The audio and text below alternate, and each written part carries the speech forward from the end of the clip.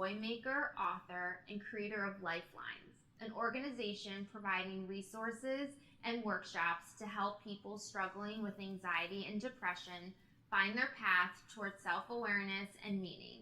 In her book Lifelines, Melissa shares her journey to self acceptance and also shares how she channeled profound darkness into radiant light. Through live workshops and a private Facebook community, Melissa now helps others create lives of meaning, purpose, and self acceptance. When you read Viktor Frankl's 1946 book, Man's Search for Meaning, you learned about existentialistic depression, which was a light bulb moment for you. Can you tell us about this light bulb moment? Absolutely. This was what I call, a dot moment, which profoundly changed my life, because Viktor Frankl was in a concentration camp and had a real crisis of meaning there. He couldn't understand why something like this would happen and how he could sort of find the will to live, and how some found the will to live and some didn't. And after he got out, he engaged in what he termed logotherapy, a form of existential analysis. And even though I was a word person my whole life, I literally read the thesaurus for fun. I had never heard the words existential or logotherapy. And when I looked them up, I realized for the first time in my life that he was actually describing what I had experienced my entire life. So from the moment I can recollect, I was plagued with these three questions. And I was literally a child thinking, why am I here? What is the meaning of life if we are all ultimately just going to die? And what am I meant to do during my brief time here? And because at that young age, I really couldn't even verbalize those questions, much less get someone to answer them definitively, it led to tremendous despair, because I thought that it truly was futile. I thought that existence was meaningless. And for many years believed that I, as a person, had no ability to make meaning in a meaningless existence. Of course. And I think everyone goes through those questions at a certain point in their life, specifically like when they, and I don't know, maybe your kids have, just because it's a part of just growing up, but, when they graduate high school, when they graduate college, because there are these questions of existence and like what we're here for and what's our purpose and so forth. But for you, it's unique because it started at a young age. So how old were you when these questions started occurring? I mean, I believe from what my mom says that I was born with them, because she said I screamed 24/7 from the moment I was born, and she couldn't console me, and they were screams of terror. So I believe that, like, when I came into the world, it was kind of like, why am I here? What am I doing here? And help me to find a reason to go on. But I did, literally from my earliest memory, I felt like something was very wrong. And I felt like I had been plopped here from another planet, that I didn't belong, that everyone was rowing in one direction, like perfectly rowing, and I was somehow trying to row the other way in like an ocean that was only going one way. And I didn't understand why I felt so off, so unsettled, and couldn't feel ever that I belonged and fit in. Mm-hmm. And so you've had a journey with this.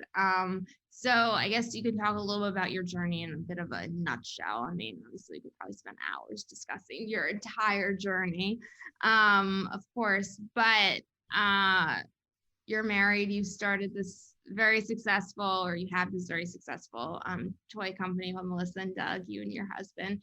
You have a family. How has your journey with this evolved? Like how have you quote unquote have found meaning and kind of perhaps come to a place of acceptance with this whole thing of I suffer from existentialistic depression? Yeah, that's a big question. It is. So I guess just yeah, I'll try to do it succinctly. Yes. Okay, so having such deep, dark thoughts as a child that really threatened to submerge me, because this existential despair manifested itself in this voice in my head that told me to end my life, that life was not worth living, that I might as well just end it, that anything I did would be in vain, and there was no reason to go on. Yet I wanted to go on. So I knew it was like a demon that was trying to tell me to do things that I didn't want to do, like my soul didn't want to do them.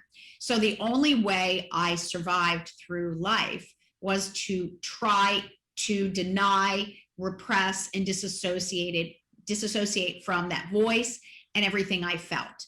And I basically anchored to incessant activity and achievement and performance to feel that sense of validation and to drown out that drumbeat of mortality. So from the time I was little, I actually used perfectionism and achievement and racing to try to do as much as I humanly could to leave that legacy and not make my life in vain. And that really led up through my entire life. It wasn't good behavior, because perfectionism and martyrdom, I also sought to please everyone I could. But perfectionism, ultimately, the bar gets higher and higher. And you can't win when you're a perfectionist, and anything short of like 100% is failure. Inevitably you will be worthless. And it happened to me in college. I achieved until then, but I had an incident in college where I couldn't finish a midterm. Actually, it was a final. I couldn't finish a final paper because I had put too much on my plate and had to take an incomplete. And that incomplete, even though I ended up doing fine, that meant I was worthless. And I had a real, I had a breakdown. But the point was, I did cope through it shockingly. It eked through, obviously, in some very damaging behaviors, but I did cope until literally I read that Viktor Frankl book in my late 40s in midlife. And for the first time, a few dots started to connect. And so, obviously, like, as we're talking about, this has been like a lifelong journey. So how has this affected, if anything, like, obviously mental health is internal. It doesn't necessarily always display in our behaviors. And you talk about perfectionism and all of that. Of course, I can say I'm a perfectionist, so I totally get it. But it's not always seen to others. How has your mental health played a role in your relationship with other people, as well as your work? That's a great question. When you deny and disassociate from everything you're feeling, it makes you very impenetrable. And I think I learned very early on that certain feelings were good and acceptable, and certain feelings were bad and really unacceptable. And I became this shell of a person that only had one feeling, which was great, fine, perfect. I never showed anything other, and that includes any sort of human weakness. I never was tired. I never showed I was sick. I could have 104 fever. I would go to school. Like, anything that showed a chink in my armor was viewed as unacceptable and unworthy behavior. So I would say I never really had an authentic relationship in my life. All my relationships were very one-sided.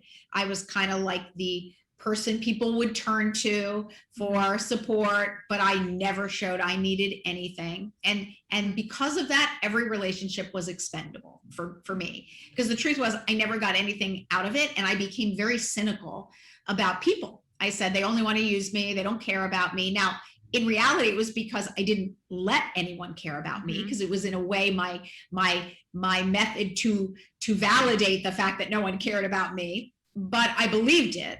And I believed that they were just using me to serve their needs and really didn't care about me.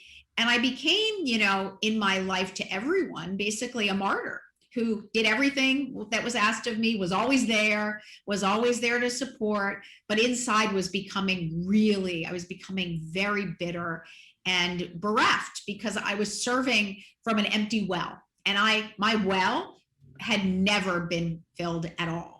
So ultimately, you can only do that for so long. And I was becoming so seethingly angry. I felt like I was this pot that was boiling, like simmering my whole life, but it was ready to just explode after a lifetime of doing that.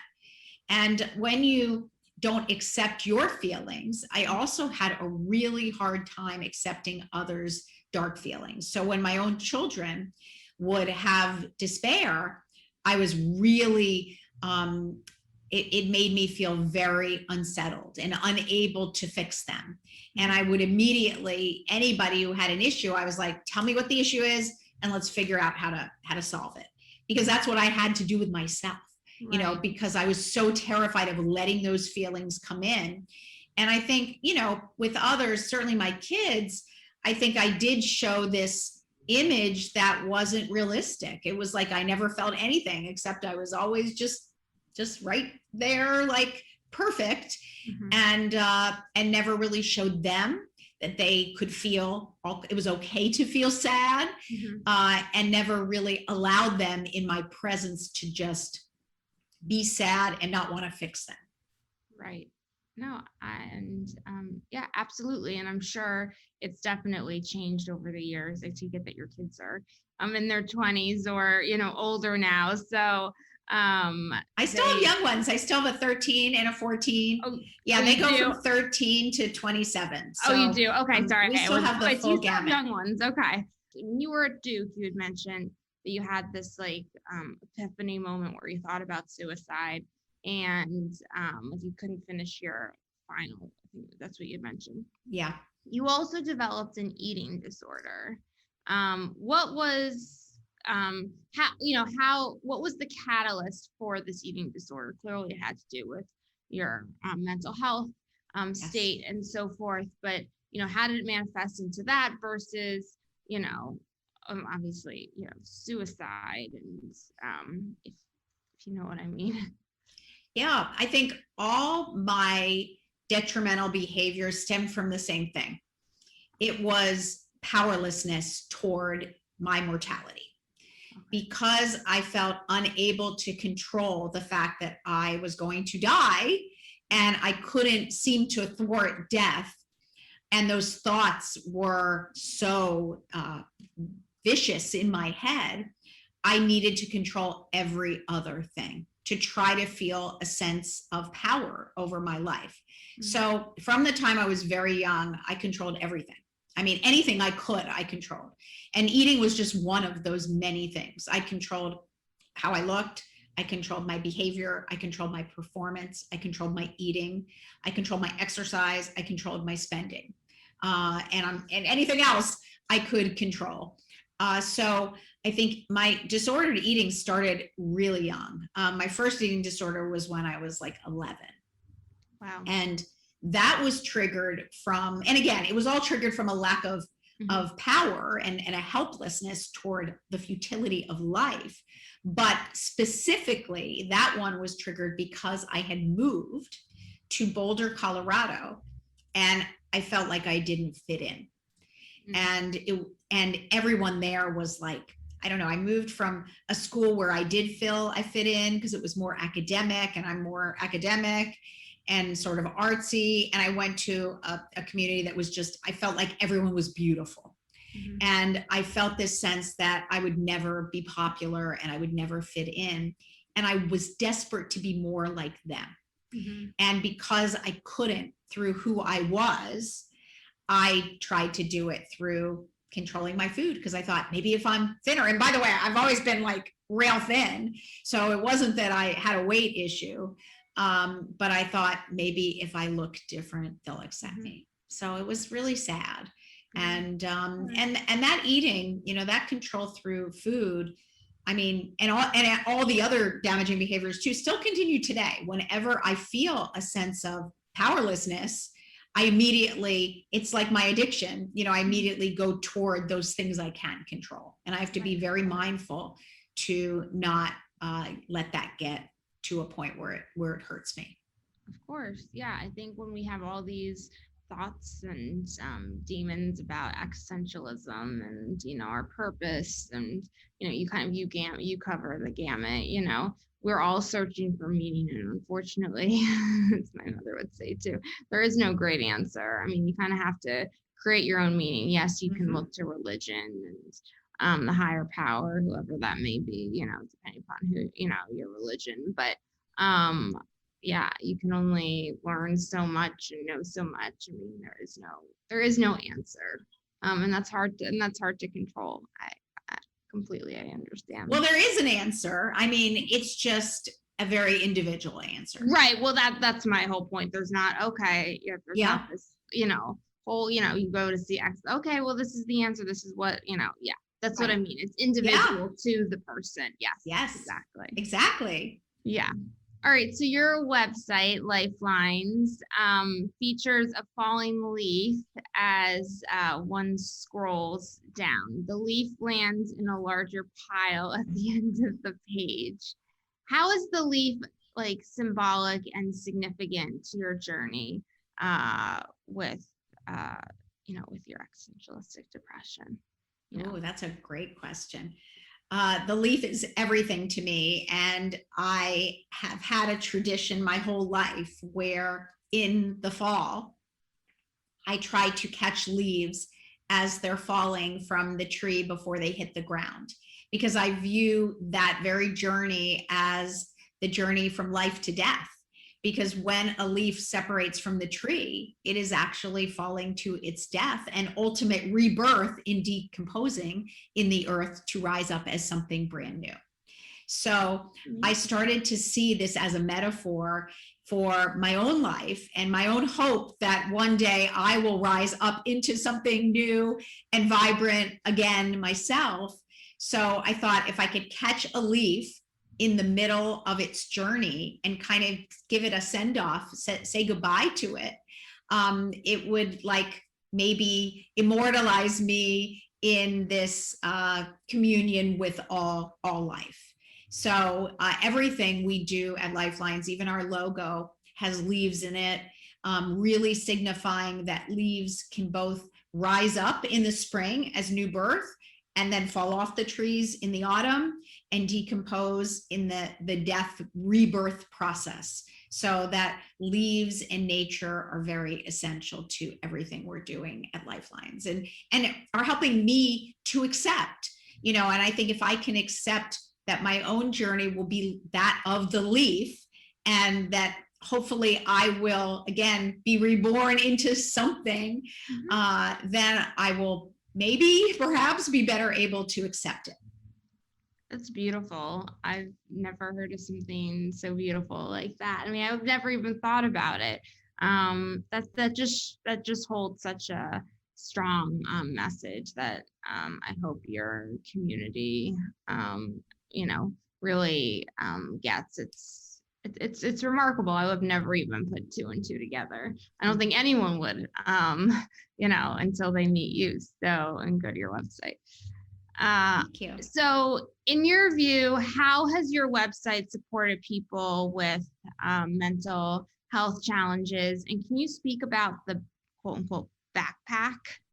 Absolutely. I'd love to. Yeah. So Doug and I are doing this, entirely free. Mm-hmm. We've been so fortunate in 32 years of running Melissa and Doug that this really is our passion project to giving back. And basically, we're simply peer-to-peer support. We're not professionals, but our goal is to show folks that they're not alone. And I know that sounds somewhat cliched to say, oh, you're not alone, because a lot of people say it, but they don't mean it. But we really mean it. We accept everyone exactly as they are and welcome them into this warm community where they're embraced, no matter who they are. Mm-hmm. And we talk about things. We have these beautiful workshops where we talk about very deep, dark issues, and people share things that they have never shared before. Every time in a workshop, someone says, I'm sharing something I've never shared before. Wow. Or I've never spoken publicly. And that is so beautiful. And it just shows what a need there is for this type of support. And then we're trying to, illustrate that we all have the capacity to channel our darkness into light and make meaning. I mean, it's in all of us. Just sometimes those beautiful sparks of self-expression get submerged by tragedy, trauma, responsibility, and we believe we've lost meaning, but we haven't. And then the last thing that will tie into the backpack you asked about is, so many of us are racing away from ourselves, and either in the futile race of activity, or we're numbing ourselves, distracting ourselves, or we're paralyzed to make that journey inward and really accept who we are. And we offer that journey, the same journey that I finally took to discover myself and accept myself. We offer free as the centerpiece of our ecosystem. And the backpack is the essential tool that you need on your journey. And basically, it starts as this very heavy backpack full of all the burdens that you've enshrouded yourself in throughout your life. It's all your coping mechanisms, it's your ego, it's your compensations. And generally, they weigh us down to such an extent that we can't live a full life. So along this journey to self-acceptance, you will shed. And by the way, these burdens are in the form of leaves. So as you go on the pathway, and it's 5 letters, that spells the word space. It's stop, perceive, allow, comprehend, and embrace. You will shed these leaves just like a tree does. And ultimately, you will end up at the end of your journey, which is circular, by the way, and takes you right back to yourself. Your backpack will be very different, because your backpack also contains what we call your sparks, which are those innate seeds of self-expression, your gifts in your soul that you will kindle and try to ignite into a bonfire. And it also contains your practice, which is essential for any of us living in a life that will throw us curveballs. And that practice, I strap on my backpack of LifeLines every single day, because that practice is my holistic medicine for remaining somewhat equanimous in a world that has a lot of highs and lows for me. Absolutely. And so clearly LifeLines, the backpack, and you're like, I mean, what you've learned and, what you employ, with LifeLines obviously is one way of, coping with your highs and lows. Did you ever, and maybe it's changed, did you ever employ any type of therapy in the past, whether it be cognitive behavioral therapy, talk therapy, any type of like neuro feedback? And if That's a you great haven't, question. that's great too.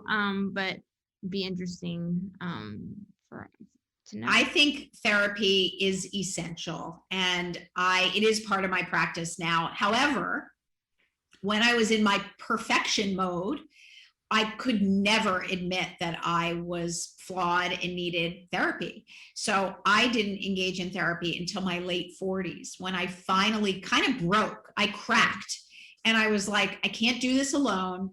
I'm imperfect, and I need to stare that existential nothingness in the eye, and I know I can't do it alone. So that was when I said, I need the help of a trained professional. And I went out and I found this incredible partner, and she really was the one who took this journey with me that was not easy. In fact, it was the hardest work I've ever done in my life. And I've done a lot of hard work building a company, but I think having to go to the root of all my despair, which is this fear of, mortality, it was dark. And I couldn't have done it without her. And she stayed with me because she had been there herself. And she stayed with me and was like, I'm not going anywhere. And that allowed me to accept that piece of myself, realize it's not the only part of who I am. Because at one point I thought, many points, I thought I'm only darkness. I'm only this existential despair.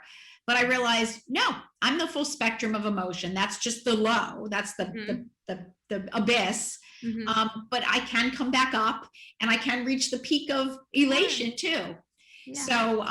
So that, and I still go to her. I mean, even though there have been times when she says, you know, Melissa, you have the tools in your backpack, you really don't need me. I feel very to the contrary. I feel like it's the most important thing I can do. And I'm always talking about issues I'm having and things I'm struggling with, and always trying to get better, because that's what, to me, life is about: growing and evolving and taking the journey over and over and over again. Yeah, no, for sure. So in your book, LifeLines, an inspirational journey from profound darkness to radiant light, you talk about your depression that you've lived with even as a young child. Do you think these experiences have given you special insights as an adult today? And like, what do you want your readers to take away from reading your book? Ooh, yes, absolutely. They have formed everything I am. And I think, you know, the special insight is, once you've gone to the darkest of dark places and you've touched the despair, like existential despair, is there's nothing deeper than existential nihilism, which basically is the, you know, posits that there's no meaning to existence and we have no ability to make meaning. I feel like I can sit with anyone when they are in that dark place as well. And that's a really powerful sense of agency for me, that I can be with others in their darkness as well and not be scared, and be able to, even though I'm not a professional, like, I know what it took for me to come out of the abyss. And I feel really, I feel a profound sense of meaning in being able to help others find their way out of that darkness too. So, and then the other thing is, when you feel like you're a victim to the despair, which I felt for about 25 years, and it's just raging through you and you won't be able to do anything to ever find light. And then you realize that actually within your own being, you have these beautiful sparks that can be kindled to make that meaning and find the light. It's also a profound sense of agency. And when I realized that I could take darkness and actually channel it into light and make toys and other beautiful things that could light up people's lives and bring them joy, it was a profound sense of meaning. And I think one of my hopes is that I can help others sow those seeds of self-expression in their souls as well, and turn their darkness into light. So it's all, my meaning is forged directly out of my experience. And every moment I'm breathing, you know, my goal is to help others not feel so alone, know they can channel their darkness into light, and have the courage to take this journey inward and accept themselves as who they are. Yeah, for sure. So you had mentioned, and of course we're going to get into this, but your toy company, by your husband and you, obviously it's Melissa and Doug, is very, very successful, extremely successful, to say the least. So what was the inspiration for you and your husband to start a toy company? Why toys?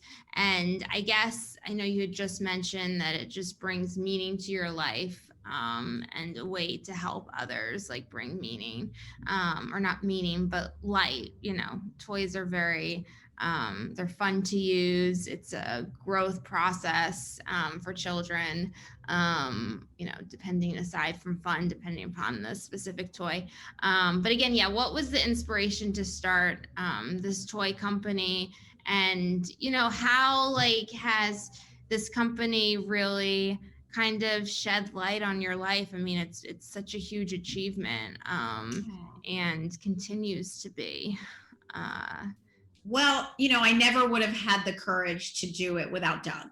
And I met Doug when I was 19, and he's been such a supporter and really my best friend. And, we both followed very traditional paths out of college because that's what society said to do. And I truly marched to the beat of society, which is why I was so miserable, because I'm the most anti in the box person there is. I'm like defy convention.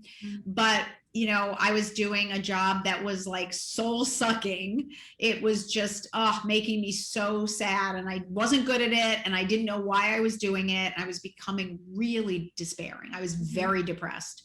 And Doug was finding he was better at his job and enjoyed it more, but still didn't find like the life meaning and the reason to get out of bed.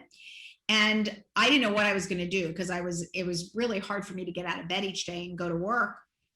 And he was like, Melissa, let's do something together. We can do something together. And I was like, I don't know, I was so terrified.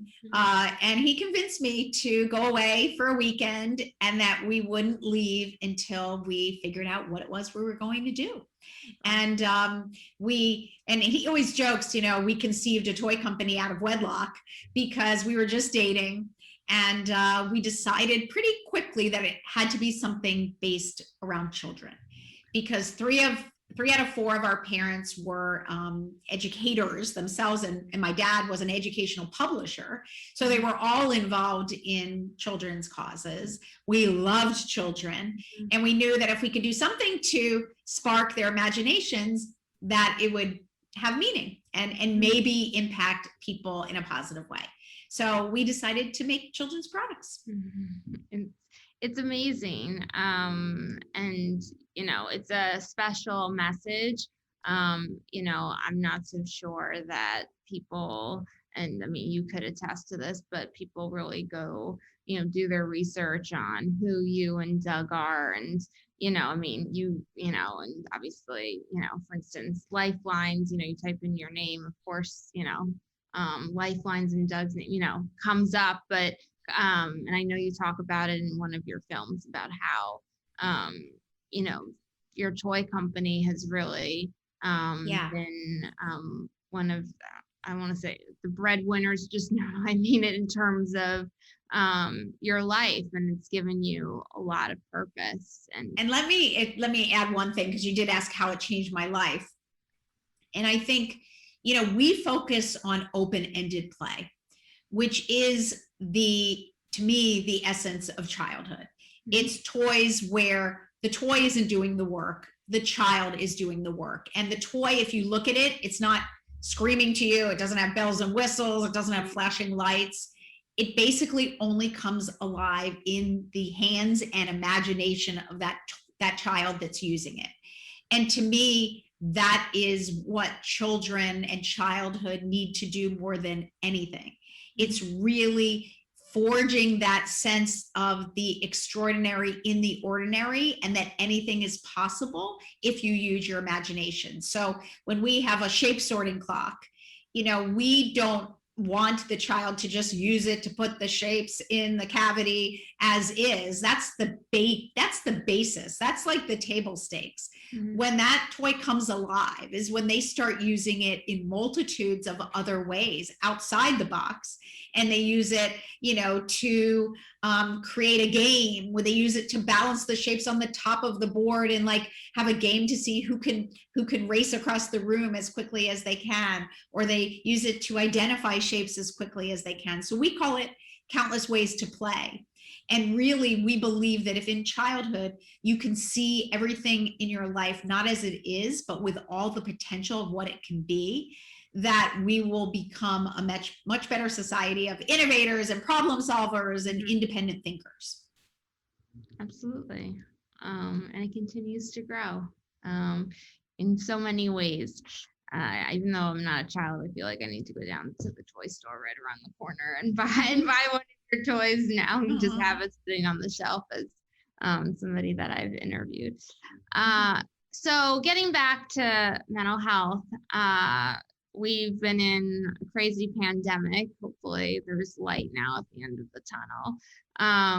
But, the global pandemic has really caused a lot of deprivation, lockdown, created a lot of mental health issues, whether they're the person's aware of them or not. For people, our lives have just changed over the past year. So how have you been able to get through this pandemic? You know, given your challenges, generally speaking.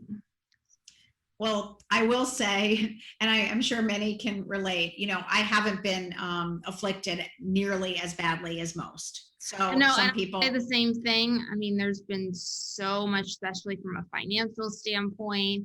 Yeah. And yeah, I get it. I haven't either. So, but and I'll also say that we introverts, in many ways, this has been a blessing. Because like not being with people and being at home and being able to not have weekends that were so much activity that I couldn't even breathe, like in some senses became this incredible gift. So for me, there's definitely been the blessing in it. And I think for the first time since I can remember, we had 6 straight months with all 6 of our children home with us. And we've really never, like my youngest son and my oldest, they're 14 years apart. And, they had very little time because when my son was in high school and college, my little guy was like, between 3 and 7, and he doesn't even remember time with his big brother. But it was such a gift to have our family together and to have these really wonderful, most of them wonderful. We had a few, everyone together, but most of them were these memories that I will never forget. But the other thing more globally that I think is really important about this is I feel like it was a wake-up call to all of humanity that we all need a practice, because this was a curveball, right? And so many folks felt like, I'm fine, I have no mental health issues, like I'm doing great, I'm coasting through life, I'm doing my thing. And this came at them like a baseball in the face. It was like, whoa, I've never felt like this before. And they started feeling this sense of meaning crisis, this sense of isolation, and kind of the same things that I've, and you've gone through your whole life, which is like, what's it all about when it all gets shattered in front of you? And I feel like so many of us are clinging to the idea that, it's going to be over soon. We're going to be back to the way it was. But I would question, what is the next quote unquote pandemic? What is the next curveball that's going to be thrown your way? Because we all inevitably face challenges. We all lose our jobs. We all, God forbid, have a breakup. We all lose someone we love. We all have to retire. We all get old. And my feeling now, having seen it and knowing my own experience, is we need that practice in place long before it happens so that we can help internally bolster ourselves during the challenging moments. No, absolutely. If you could share a piece of advice to anyone who's overcoming their demon of depression, what would you tell them? Yeah, I mean, I have learned that between living inauthentically and living authentically lies tremendous anxiety and despair. And to me, when you feel depression, instead of thinking it's something bad and something wrong with you, like I now realize that there's something very right with you. You're really getting to the point where you're pondering the way you're living, and maybe it's you're not happy with how you're living, or you don't feel you belong in this life, and you trying to get your way out of that so you can live authentically. And the only way you can go from inauthenticity to authenticity is going right through the despair. The only way out is through. And when I realized that, only after the fact, I saw that these feelings, these dark, deep, lonely feelings are necessary for enlightenment. I saw that so many of us that believe something is wrong, it's the very opposite. Something is very right. You are butting up against the necessary feelings to rise beyond it. So I would say, look into it instead of racing away from it. have the courage, if you need to use a professional, because I did, enlist a professional, or you can even take the journey on our website. It's free. And it's the journey I spent a lot of money for with a professional. Just know that the only way out is through. And the sooner you start to investigate why you're feeling the feelings you are, you'll realize that they make a lot of sense based on your life experience and the questions you're asking.